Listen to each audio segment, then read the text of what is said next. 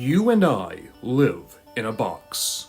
It doesn't matter what your hobbies are, what your opinions are, who you exist in your box. We are divided by the most basic details about us, our age, where we're from, our characteristics. We are boiled down to the vaguest details and then filed away. It's how marketing works, it's how the census works, and it's how our entertainment works. In storytelling, characters are sorted by type. They are popped into neat little checklists and sent out to the masses. Ever notice how Transformers stories begin with 5 Autobot teams now? Teams that feature the leader, the loner, the smart one, the strong one, and the kid appeal character? How about how every Decepticon lineup can boil down to Megatron, a loyal soldier, a smart soldier, a dumb soldier, and Starscream? In the day and age where media is mass-produced and sent out like an assembly line, we lose the individuality and personality of the characters. That is why The Batman is one of the best cartoons of all time, and it's all because of Riddler and Cluemaster. I puzzle you a puzzle, I'll quiz you a quiz. I'm gonna keep you guessing like nobody's business. I'm a whiz, and my name is the Riddler. The Riddler! It'll be this! Coming out in 2004, The Batman is a beautiful reinvention of the Dark Knight's mythos. With Bruce Wayne now being a young man at the start of his crusade, we get to see a Gotham that no longer fears the common criminal, but now has to contend with the rise of super criminals. The creative team behind the show made a point of changing the status quo of almost every single Batman character. That was met with great derision from fans, especially when Joker's design was revealed. But this show is now remembered for its wild reimaginings. An action-oriented children's show in the 2000s doesn't seem like the type of cartoon that could capture a more cerebral foe like Riddler.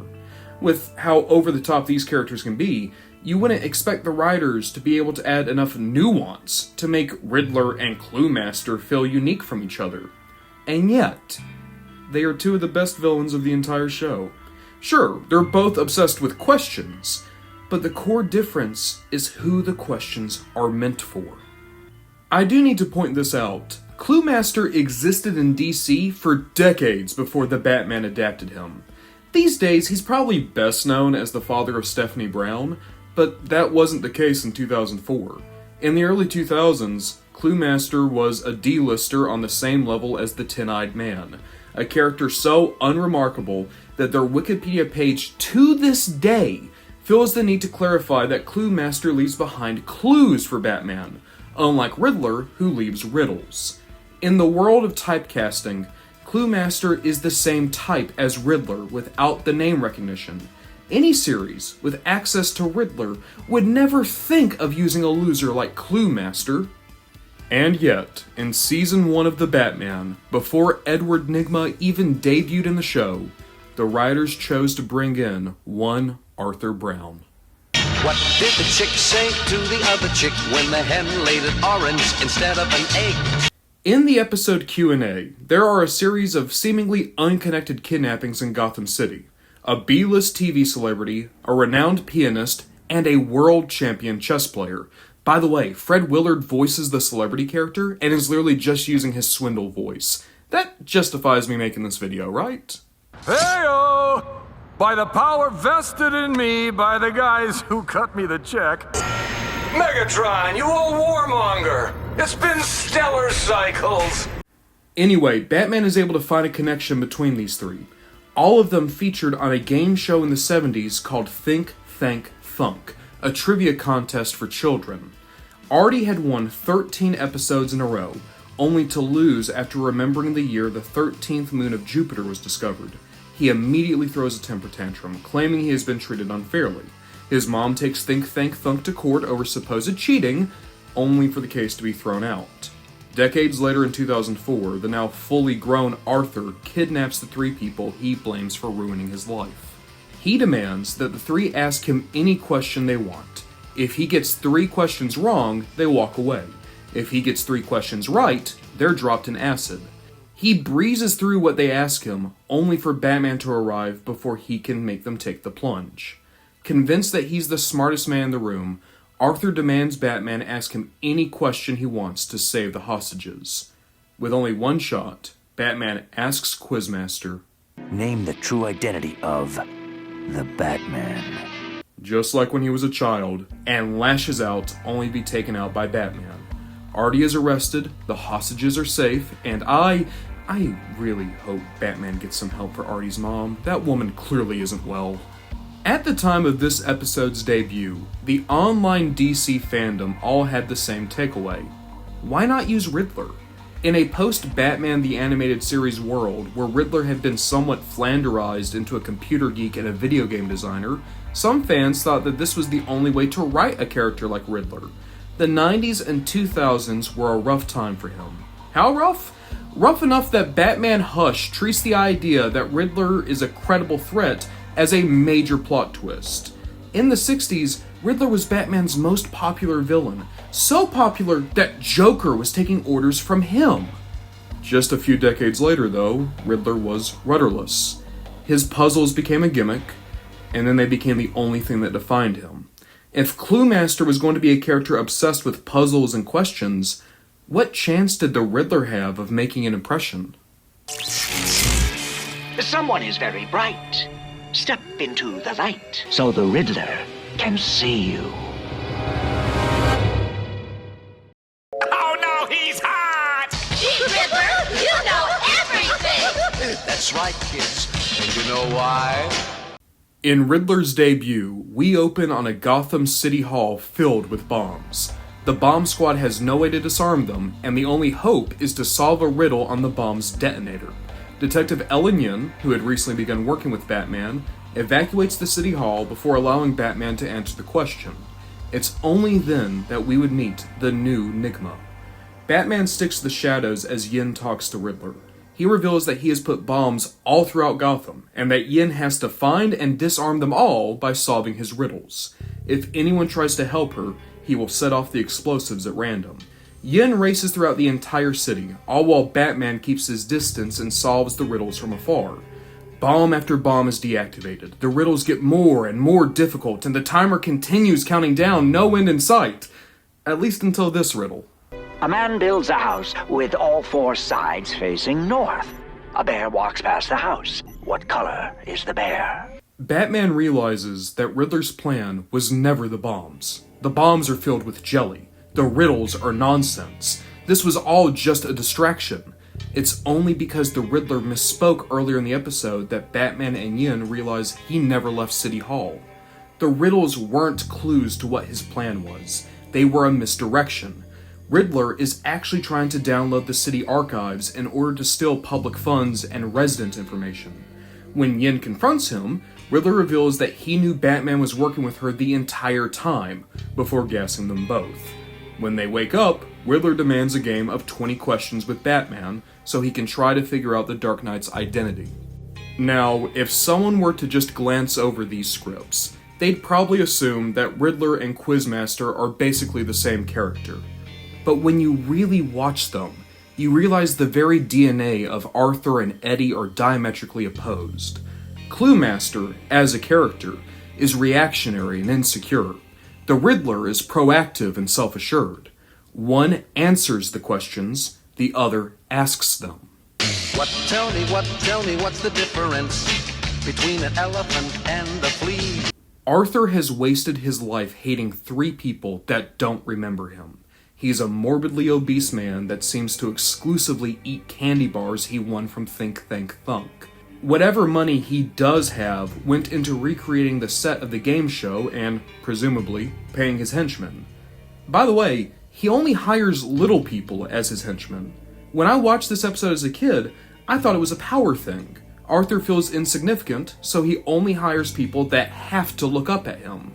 Arthur's henchmen wear the same costume he does, just smaller and with no face.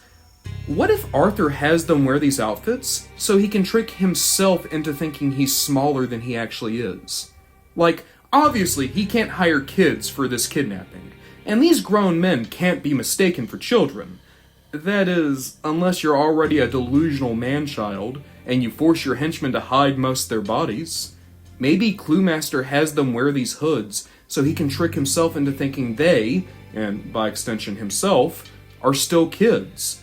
Kids with potential, kids with a future, kids that haven't wasted their lives eating candy bars and planning revenge. Even the kidnappings come off as more pathetic than evil. On paper, all of Arthur's targets are supposed to be horribly humiliated and then kidnapped, ensuring that even if they survive, their lives are ruined. Decent idea. But the way he goes about this are whoopee cushions and mascots. Sure, that's distracting, but nobody's career is going to be ruined because a giant duck came out of a piano. Hell, even if these were career damaging, it would be totally overshadowed by them being, kidnapped on live TV. If Arthur killed these three, he would have been found out and called a monster. If they escaped, he still would have been arrested and there'd be no damage to their reputations. Arthur has no plan, no idea of what comes next. He's put himself into a lose-lose. It's a preschooler's idea for revenge. It's somehow only made worse by the fact that his hostages don't recognize him. Arthur Brown from the show! He has to whine about being Arthur, and it still takes the trio a minute to realize it's him. When they do, they aren't scared or angry, they're just confused. They even nonchalantly offer to pay him the money he would have won from the game show because it's pocket change to them now. Look, if this is about the prize money, I'll cut you a check. Arthur's entire life became centered on his revenge, but his intended victims don't take him seriously as a kidnapper, let alone as a person. That's without getting into the fact that the entire reason he wants revenge is because he got a question wrong. Even if he insists that they cheated, it's made explicitly clear that he just flubbed an answer. So not only has he dedicated his life to revenge and carries it out in the dumbest way possible, but it's a hollow revenge on top of that. No, the real reason Artie wants them there is to make the three ask him trivia questions. Questions to Clue Master are just a status symbol, an excuse to rattle off a factoid you remembered and have someone clap. For all his supposed intelligence, he's never applied any of it. He's not a genius, he's a sponge. He can remember names, dates, characters, equations, but he's just an overgrown toddler that demands your attention so he can talk about what he learned at school today. He's never left home.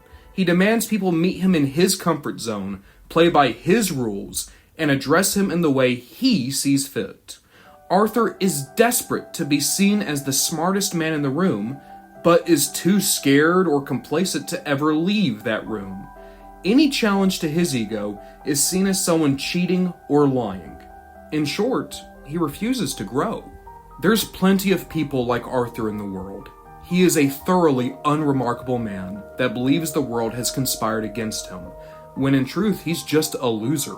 A loud loser, one with some resources, but a loser all the same. What few details about him aren't surface level just make him all the more sad. And that's why he's the perfect stage setter for Riddler. And my name is the Riddler. It'll be this. As I said before, Riddler showed up in Season 2.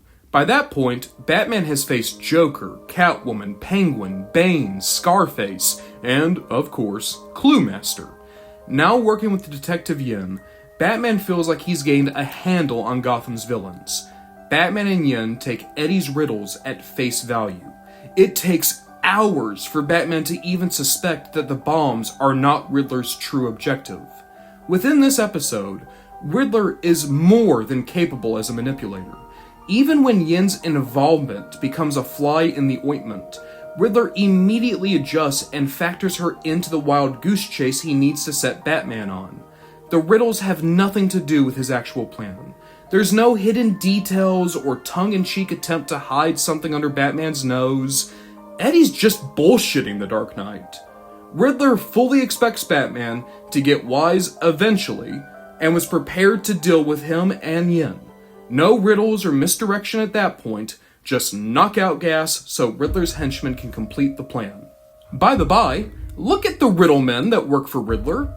Riddler might dress like a rock star, but everyone else is wearing rather practical outfits. Workers' gloves, trench coats, boots. They're going to be working with and installing electrical equipment, and they're dressed for it. Unlike Arthur, Eddie doesn't treat his henchmen as a way to make himself bigger. The Riddlemen are his employees. They've showed up to work, and he's trusting them to do what he hired them for. With all that practicality, you might wonder why Eddie decided to dress like the Twinkler over there, but even that is a misdirection. After he's been found out, he needs Batman to underestimate him in a fight, and his costume makes him look frail and gaunt. Even after Batman breaks out, Riddler tries to lead him away from the Riddlemen. If the Riddlemen look like normal Joes, of course Batman's gut instinct is going to be to follow their leader, especially if he looks like a Tim Burton wet dream. And he's right. If Batman were alone, he acted exactly as Riddler expected he would throughout the entire episode. He followed the riddles, noticed when Riddler gave an intentionally bad one, tried to confront Riddler, got gassed, broke out of confinement, and then followed Riddler instead of trying to stop the Riddlemen. Riddler's only mistake was not expecting Detective Yin to beat the Riddlemen, but he also had no way to expect Batman was allied with her until they solved his first riddle earlier that night. With how much he had to adjust his plan on the fly, it's actually impressive. Which, tell me, which is the easier to spell? Fiddly-dee or fiddly-dum?